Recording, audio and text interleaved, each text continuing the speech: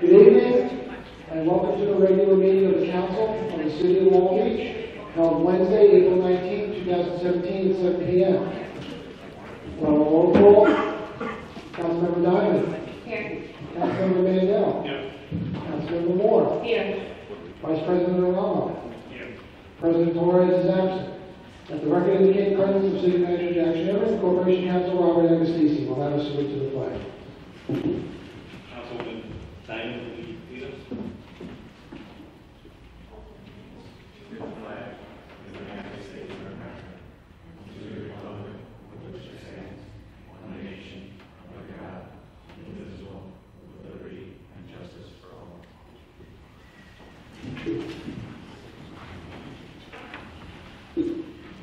All right, good evening. Thank you for coming out to our City Council meeting. I apologize for the press. Little League game and rushed over to be here with everyone. Do you have an update, City Manager? Yes, indeed. Okay. First and foremost, I want to thank Senator Kaminsky's office for helping the city facilitate tomorrow's public meeting regarding the Army Corps of Engineers 2 project that will take place here in this room, 7:30 p.m. Where representatives of the Army Corps and the New York State Department of Environmental Conservation will be on hand to give a briefing and speak to residents about the project. In addition, everyone's invited to join the city's Earth Day celebration this Saturday, April 22nd in Kennedy Plaza from 10 a.m. to 2 p.m. The day's activities will include a free reusable bag giveaway, information about our new carryout bag ordinance, which takes effect on the same day, Saturday, Earth Day, and eco-friendly vendors from the Farmers Market in Arts Plaza, as well as the Jellyfish Jamboree taking place on the boardwalk with entertainment, kids' activities, and more. For more information about the Saturday's event, visit longbeachny.gov/Earth Day. Coming up on the weekend of Saturday, June 10th, LGBT Network is producing Long Island Pride, Pride on the Beach, in partnership with the City of Long Beach, with support support from a statewide Market New York grant, the I Love New York grant, and sponsors that Page Federal Credit Union, TD Bank, Arizona IST, Northwell Health, South Nassau Community Hospital, and many others. A detailed FAQ will soon be posted on the city's website and then mailed to every household in the city. As a reminder, the cost of the event will be fully covered by the LGBT network and their sponsors. April 11th, 2017 marked the 49th anniversary of the passage of the Fair Housing Act, Title 8 of the Civil Rights Act of 1968, as amended, which enunciates a national policy of fair housing without regard to race, color, religion, sex, familial status, handicap, and national origin, and encourages fair housing opportunities for all. The City of Long Beach is committed to highlighting the Fair Housing Act by educating the public through workshops over the next several months about the right to equal housing opportunities. We are thrilled to announce that Long Beach has been designated a clean energy community by New York State Energy Research and Development Authority, recognizing the city's leadership in reducing energy use, cutting costs, and driving clean energy locally. Currently, Long Beach is one of only 8 communities on Long Island to be granted this designation, which qualifies the city to apply for $100,000 towards a sustainability project as determined by the city in coordination with NYSERDA and with no local cost share. Please visit longbeachny.gov for more information. Regarding bicycling, as bicycling is an incredibly valued form of transportation and recreation in the city, to move forward with our Complete Streets initiatives, we currently have out a bike survey to gather information from Long Beach residents about the current conditions and future needs of bicycling in the city. The survey looks to create an understanding of who bicycles, for which purposes, and to gauge whether where we are with bicycle safety, use, and more with our residents. Moreover, it will help us to understand where priorities lie in terms of needs and allow folks to offer their own suggestions for the future. As of today, we have over 1,000 responses. So please take a look at the survey and take it. It's available in both English and Spanish. There's also paper copies of the survey on the front table tonight as well. Thank you.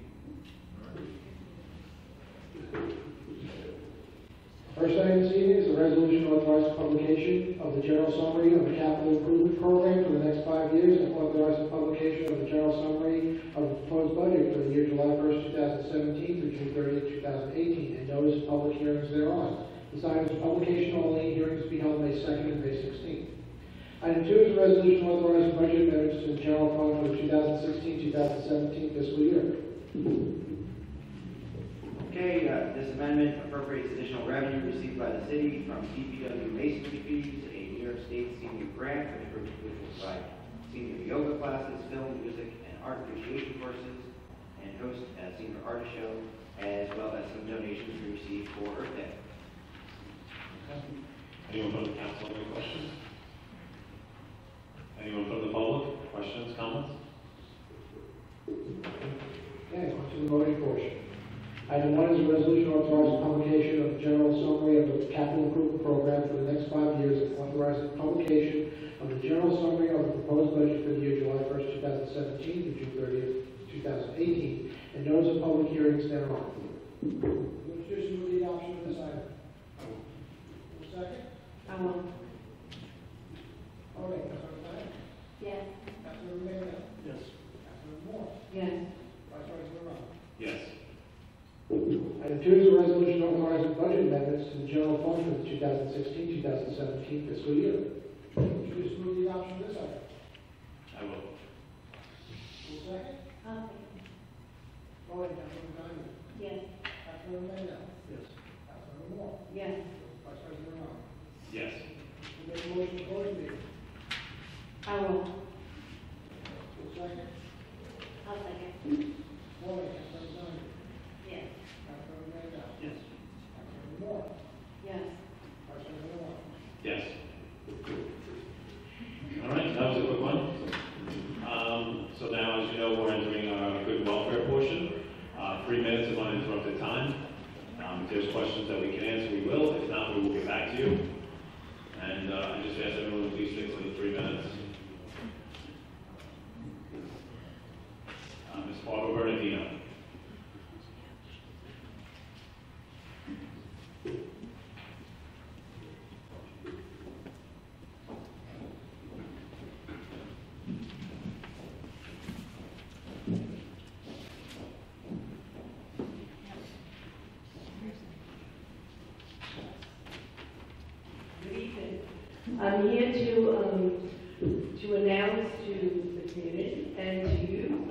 April 30th event at, where is it? Bridge, the Loft. Bridge, mix it up with the other one. It's from 12 to 3. There is a comedian, although there's nothing funny about $176 million being taken from a barrier island. We'll have a comedian, there'll be some dancing, music, and 2 singers, some 2 local people who will be singing at the event. So community support is certainly solicited and would be welcome. I'd like to see our entire city council there. I think that would be a statement unto itself. I'd like to see our city manager there, if possible. And thank you. Thank you, Ms. Marcelino. Thank you. Ms. Jeannie Larson.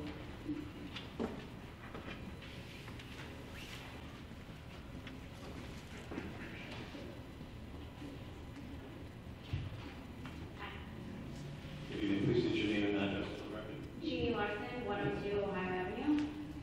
I have a few questions regarding the Pride Festival in June. Should I read them all and you'll answer them, or one at a time? Yes, say. Okay. So my first question is, will there be alcohol permitted on the beach or boardwalk during this event? Read your whole statement. Okay. Will the Long Beach Police be solely responsible for policing this event, or will any private security be there? Also, will the Long Beach Maintenance and Sanitation be the ones solely responsible for cleaning up and maintaining this event? And I saw online that said that everyone would have to purchase a beach pass. Will there be extra manpower at the beach entrances to make sure to enforce this policy that everyone does have a beach pass? Okay. I can take the first question. You asked about alcohol on the beach specifically? Or on the boardwalk, or anywhere during this event. All right. Well, our understanding is that they are looking to do alcohol on the beach itself, Ocean Beach Park, but they have not filed for what's called a special event permit to date. So that gets submitted to the city clerk when they're ready to file for one. And I've instructed the city clerk to take no position on it whatsoever, to prejudge any application that doesn't exist. So we need Pride to tell us exactly what they're proposing so we can evaluate it in connection with the code itself. So they haven't asked for permission yet? They have not formally come. You raised a couple other items that we have to speak to. You mentioned public safety. The city's been coordinating for several months now with not only our police department, but Nassau County Police, state troopers, in addition to other law enforcement agencies to provide support and coordination for the event. That's well underway. And regarding sanitation and other similar services for the city does plan to do those, and those we expect and intend for those services to be reimbursed. Oh. And the beach, you asked about the beach passes. I know they're planning on selling beach passes at the railroad. They're also planning on having multiple parking lots, like down at Lido, and using shuttle buses so we can ease the congestion of vehicles. They will be also selling beach passes at those locations prior to people getting into the city to ease all that congestion. Okay. And will it just be like 1 or 2 girls at a booth like during the summer, or will there be extra people there to make up for like the influx of people coming in? I'm not sure of the logistics, but they are, the consultants and everyone, they are planning for the influx of extra folks. Okay. Thank you. Okay. Ms. Kelly Sullivan?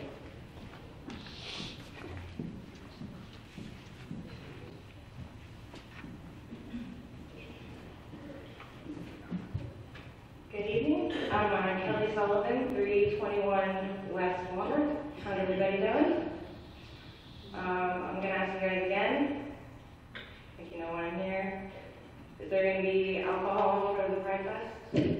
Simple yes or no question. Well, as I just mentioned to the last speaker, they have to apply for a special event permit, which they have not done yet. So I can't say for sure until it's in that. We understand it's coming. It's coming, but they haven't submitted it yet. So we can't render an opinion on any aspect of it until we get it. Okay, so my they submit this, because I know that there's been plenty of meetings, and I know that you guys have talked about it. Okay, maybe not all the council members were included in those conversations, but Jack, I know you were there. So once they submit it and it gets it, then what's going to be the process? Are we going to have a public hearing about that too? The way it works in the code is that permit will be submitted to the city clerk.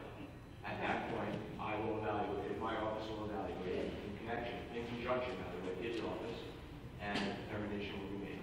So you, Mr. Agostisi, will be responsible for whether or not, I'm just trying to get all the facts. It's not my statutory authority.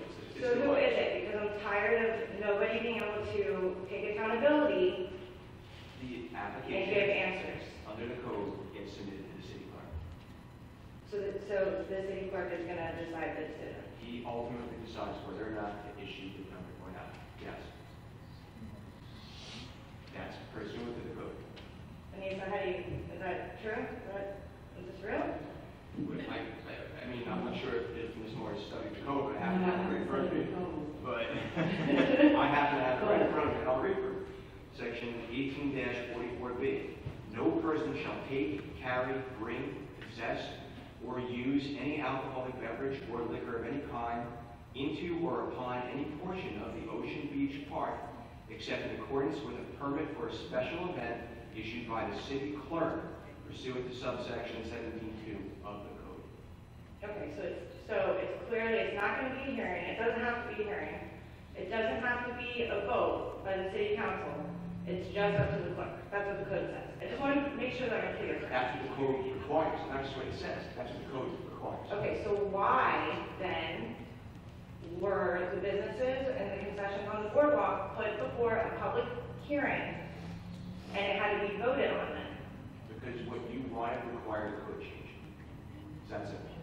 Okay, so out-of-towners, just to be clear, out-of-towners are allowed to come in here to our city and apply for a special event code to serve alcohol on the beach, but the local resident business owners have to go on a public hearing and have to have a vote. Is that what you're saying? If it's an event-driven thing like Pride is, yes, it can be permissible, but you weren't seeking anything in connection with an event. Okay, so if we wanted to have a special event, that we could do the same thing? It fits the code's definition of an event, but, liquor service, is basically going on continuously is not an event. Right, that's just. Okay, so you just made it clear that the out-of-towners can, but we can't, okay. And I'm not trying to be rude, I'm just trying to state the facts here, because I can't even comprehend what's going on here. You guys are seeing all the conversations going on Facebook, and nobody has any answers. People are asking me, my phone's blowing up all day, so I came here tonight to get some answers. That's what I tried to provide. Okay. So I think the event is similar to that of the film festival, where there's complimentary alcohol in a contained place, as opposed to the sale of boardwalk, which would require a code change because it's illegal to sell alcohol. But it's not illegal to sell alcohol on the beach? There's a difference. There's a difference, Since okay. it's an event, I think that's the difference. Right, that seems to make a lot of sense, guys. I think the issue here is, it's about the spirit of the code. I'm not well versed in the code, but it's about the spirit of it, being that we as a city have established certain rules already. We're saying there's a code that's in place, and now I think what I'm hearing is my interpretation that we're going to allow for certain things to happen based on what we perceive to be acceptable. So that means that I think we have to look at that and examine that, because now we're setting a standard that we haven't really had a conversation about, nor have we at this point allowed the residents to understand that process. And I think I'm hearing from residents that they're frustrated about the lack of information and the lack of open communication about this process. Only because of the fact that this has been going on for a while on social media. This is not the first day that this has happened, or the entire month of April so far. I've seen the rumors myself, and obviously I'm not allowed to comment legally because I don't have the legalese to speak to it. But I think the issue we get this information to residents? Why are residents still coming back asking the same questions? And why have we failed to get the information out in a clear, concise way so that we don't have to continue to go through the same situation over and over again? I think that's the real issue here, is the spirit of what we're trying to do. It's either we're supporting our residents or we're not supporting our residents. But whatever way we choose to do it, we need to come out and say it clearly. I think that's what the issue is. But I think we need for our residents. I think the issue is understanding what the events are occurring over Pride weekend. On Friday night, it's a prayer service and a team night. I saw the Right, schedule so- links to the right. Pride website. You know, Right. the city of Long Beach has not put out anything. I'm on the board of the Chamber of Commerce, Right. and I still don't have And a clue. David will be What's there going on on? Monday night speaking. Okay, this event is in 2 months. Right? We've been talking, you guys have been meeting with them for over a year now. So you mean to tell me that nobody knows what's going on yet? What do you mean? It's a 5K, it's a sail rate, a sail parade through Reynolds Channel, which is going to be beautiful. A 5K, mostly family-friendly stuff. A beach party that's from like 10 to 3 on Saturday. I read it all off the same website. You read it off, right? And I'm sure it's gonna be great. And listen, just for the record, I'm all for it. So- I'm all for the Pride Fest. I'm So just I think the for the Pride information is out alcohol, there. to be quite honest with I you. think the Awesome. information is out there. I just wanna know, I just wanted to be clear on how the process is gonna go down when you guys are gonna give them the okay, but not the local residents who. It's not them, Right. it's not them versus local, right? And you know, I was in favor of serving alcohol in the boardwalk. Okay. But I think the distinction is between full-time service of alcohol and events. And there is. a Can you guys distinction. look me in the eye and tell me that I don't have a right to be upset at all? Look, you know I voted. No, to really, serve Jack, alcohol. no, I didn't do it. Okay, all right. There's still another question here, then when will the businesses and the vendors be notified once this decision is made? Can someone speak to that? I guess we have to wait for them to apply. Yeah, it depends on when the application's due. Well, how long will it take for the residents to be notified? Because then we're gonna have to read it again somewhere, that people are not being notified. So how can we guarantee that the vendors and the residents will be notified about this decision? So I want to mention, again, as I said in the beginning of the meeting, that there'll be an FAQ available on the city's website in the very near future, and there'll be a mailing to every household. As I not only mentioned this evening, but mentioned at the last city council meeting. Jack, you're trying to defend yourself. I'm asking you here, Excuse me. asking the question. Just answer the question. In addition, I also read aloud at the last city council meeting the agenda of the entire meeting. You may not have been here, but I did, and we'll have that information not only on the website, but in a mailing to every household. That's the best we can do in terms of conveying information to our residents, and that'll be up. Okay, all right, thanks guys. Again, I don't want to fight with you, we gotta work together, I just need to understand what's going on. I just wanted to ask for clarification. If a person wants to apply for an event permit, it's regardless of whether or not they're a resident or non-resident, it has nothing to do with residential status? Correct. Thank you. Okay, thank you, Ms. Sullivan. Matthew Aslow.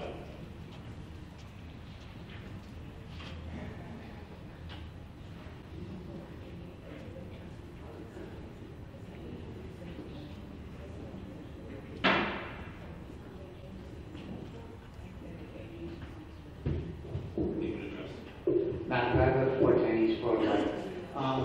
What I was going to talk about first was about the boardwalk this past weekend. I had an opportunity to take a bike ride with my family. Saw a lot of things. I saw a lot of people rollerblading on the boardwalk, skateboarding, people walking the bike lanes, kids playing in the bike lanes. I saw people walking on the newly constructed groins. But what I did not see was one police officer or special on the boardwalk. It was, as my wife said, trying to play Frogger.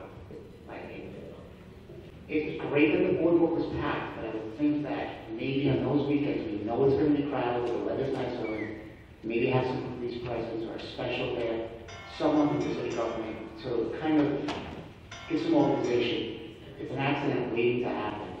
Just my opinion. Thank you.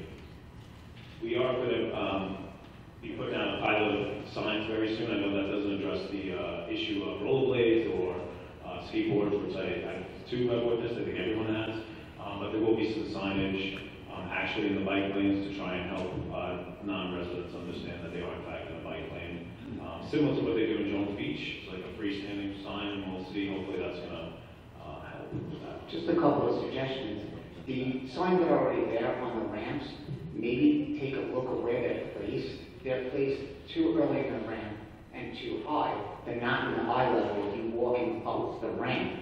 So you basically, if you're walking, unless you're really paying attention, you're gonna miss it. If you kind of just change the position to really where it's coming at the apex of the ramp, you might be able to see it I think a little better. we did move them once, and I think honestly, people don't look at them, right? They're just walking up. That's true, but also you could, So something that's right in the bike lane, we're gonna try that, and hopefully that'll alleviate that problem. also another suggestion is right up the ramps, especially the middle ramps, you know, like Edwards and stuff. Yep. Kind of put the, I don't know the technical name, but the end zone pylons that kind of knock over.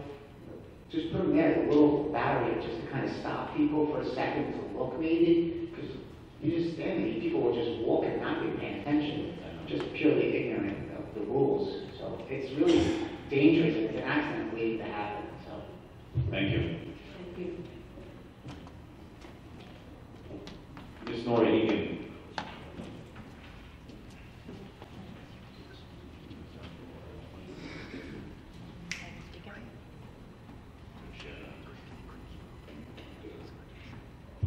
Nora Egan. Mr. Agostisi, just for clarification, so the onus is on the city clerk about the licenses? Correct. That's it? Nobody above, below, beside, strictly on them?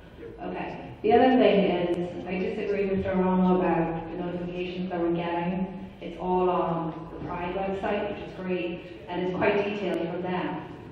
It would be great if the city utilized the Facebook page and answered some questions. That's one thing. The other thing is every other permit in order for the 3-day event, meaning like for the boat things, for the 5K. I'm sorry, what? Like their permits are all in order and signed, sealed, and delivered. I guess so. I'm not aware of their permitting process, but I assume so. Nothing's come to my office yet, as far as, like the outcome, nothing has come in, at least to my office yet. Okay, because I know in Suffolk there was supposed to be an event in June, and I think Nassau and Suffolk are different, but I was just curious when I heard it the other day that there was supposed to be an event in the end of June, and they got cancelled on because they didn't have their permits in on time. What is the deadline for an event to have their permits in Long Beach? And is there any permits that have to get approved by Nassau because of the crowds that they're expecting? I'm not aware of the counties. I can't speak to the code. It's 10 days for us to produce special event permits. 10 days. 10 days out? In advance. In advance. So they still have some time. Okay. And then just last question. Is there a cap? Not that you can really put a cap, but the numbers that I'm hearing about attendance is huge. I'm personally going to be commuting home on the train. I pay a monthly pass, like, you know, it's huge. Is there going to be somebody in Penn Station directing them? This is something that I can ask David Komenik maybe, directing people like to, you know, go where they're supposed to in Penn Station at that time. Is there going to be specials when they get off at that Long Beach? Or where will you know? I think there's a much longer answer to that question that I don't know that I can speak to in depth in full depth, but I would say if it's on Friday, first of all, I don't think you're going to be affected at all. Let's start there. I think the day that the trains will be crowded is on Sunday, and there will be extra trains running, and there will be there's all sorts of accommodations being made, working with the MTA to figure out the logistics of how that all looks and how many people are on each train and coordination and communication going on in planning. But why would the Friday trains not be affected? Because they're having events on Friday. I don't think you're looking at anywhere near the volume of people for the events on Friday. The Friday events, as I see it, and from what I talked to David about, is a Shabbos service at one of the synagogues. Right. And then there's two teen events at the rec center. One of the teen events is actually during the day. Some of the schools are doing it as a field trip to come down to Long Beach and be able to provide, I guess, some of the organizations that are in some of the schools. And that's basically it. kickoff, raising the flag, I think, and then something at, the junction or wherever like that, but no actual event. It's also my understanding that the teen events, the Pride Fest is organizing the transportation. That's right. I believe that they The kids all mentioned run that they're arranging with driving transportation and vans that they have taken care of. And it's a smaller number of people. They're not coming by train. And for the service, I don't think they're expecting a large crowd.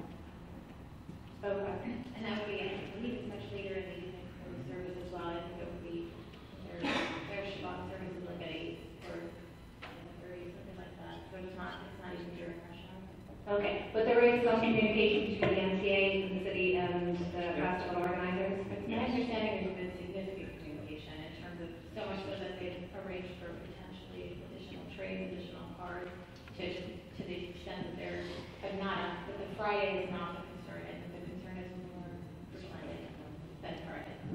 Okay, and so the MTA will be present at the meeting next Monday? We don't know. So, What meeting next Monday, I'm sorry? is the chamber hosting Pride Festival organizers? I think it's just a regular general membership meeting for the chamber, but David Kilmeck from LGBTQ Right. Network will be there speaking about it for the businesses. Okay, So just it's want to. not a formal meeting of the event.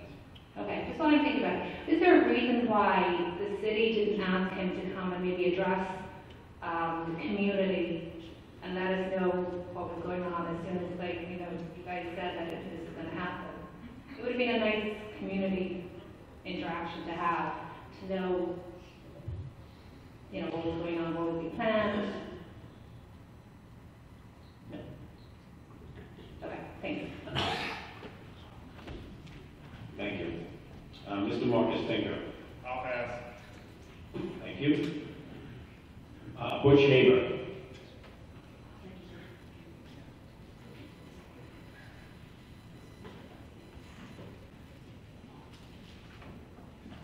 Good evening, Mr. Haber. Give your name and address for the record. Yes, Butch Haber, Brooklyn, New York, right? Okay. Well, there's something, I'd like to make a suggestion, if I may. I don't know if it's necessary, but, I'd like to know, I even told Sister Denise Ford about it, because her husband was a fireman, may rest in peace, he burned on duty, and I spoke to Sam Pinto about it, and I'd like to know, when you have a hospital built, right, why not have,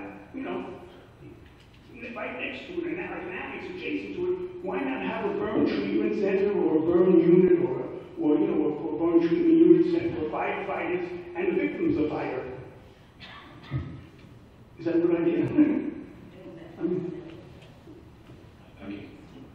we could always use a burn center. I know there was one at Newman, right? Yeah, because I spoke to Sam Pinto about that, fireman extraordinary, and I tried to, speak to Patty assistant, Denise Ford about it. And like, as God forbid, let's say, and God bless the firemen, I'll tell you, they go through heck, I'll tell you, man, that's one of the toughest jobs, burning and smoke inhalation, God forbid, the victims of fire get third-degree burns, and, steam bursts and debris and everything. So, I heard that they said that there's a place in, my geography correct, in East Meadow, but in other words, God forbid, let's say there's a fire and somebody, by the time we get you, allergic to East Meadow, you could be dead, So my suggestion is this, and my mom, and Sam Pinto says that hospitals usually don't have that, and maybe it's not necessary, and my mom is a retired practical nurse, she's close to 90, she said that maybe some hospitals have it, but they ought to have a special unit. Of course, you do need a hospital. I imagine you would build a hospital somewhere near the boardwalk, because there's a lot of land, where they have that many golf course, whatever. So if you build a hospital, why not, adjacent to a site that's full of annex? It's just like in Brooklyn, like if I go to, let's say, a store, where, you find anything that's liquidated, and then right across the street, there's an annex, which is for furniture. So you need a separate unit. Maybe I'm making a big deal out of my mouth, so maybe it's not that many fires, or, maybe, but I think it's very important, because in the hospital, you're going to have ICU, you're going to have CCUs, you're going to have maternity wards, which is great to have a hospital, because people who they can say, I come from Long Beach, I was born in so-and-so hospital and everything, And in general, I like to say this, you said you came from a Little League game before, right? Here's the story. In life, in general, not like we, as a society, whether it's the moon, whether it's Brooklyn, you know, sometimes we put money before human lives or safety, you know? I mean, like years ago, for example, with Pete Research, he could have been a great player, well, he'd get banging into walls and everything, you know, and like, because the owners were too cheap to pay the walls. Number two is, let's say, houses like Donald Trump said, that was made properly, that World Trade Center would have burned down, and I believe, Council Gentleman told me that your house, you lost your house in the Hurricane Sandy, right? But the question is this, and I'm not my relatives who look like the go, but and like I said, I'm not Donald Trump, but I would say this, that in your, in your, let's say, house, if your house was made of all brick, you know, maybe it would, but who could afford to have an old brick house? Just like cars in this building. Cars are made like tanks, but who would afford to pay the gas? Well, can I just finish Tony was saying? Because Tony, can I just say this quickly because, and this would be great for the president here of, President, what's his name, the president here, President Torres would love this because there's this, I heard a week and a half ago on the show that Councilman in Brooklyn, Raphael Espinal, is going to have legislators. Major League Baseball and football, they have more money, making money hand over fist. And I feel that they're going to extend the mandate because people are getting hit by foul balls, people are getting hurt. You know, a second grade, I guess about 7-year-old girl, opening day in Milwaukee, got hit in the face with a ball. I mean, they cost $15,000, $100,000. Extend the mandate. You don't tell me that first base coaches and third base coaches have wear batting helmets. I mean, so it's not good. I need to see get hit with a ball, something has to be done. So you people should have the money before. I know you don't have the money yet. Right, yeah. Good job, Butch. Thank you. That's it. Thank you very much. Hope everyone gets home safe.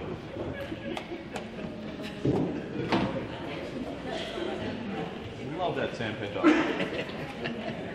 I think Sam sent them up there to fuck with these guys. I don't know. Said call him Tony.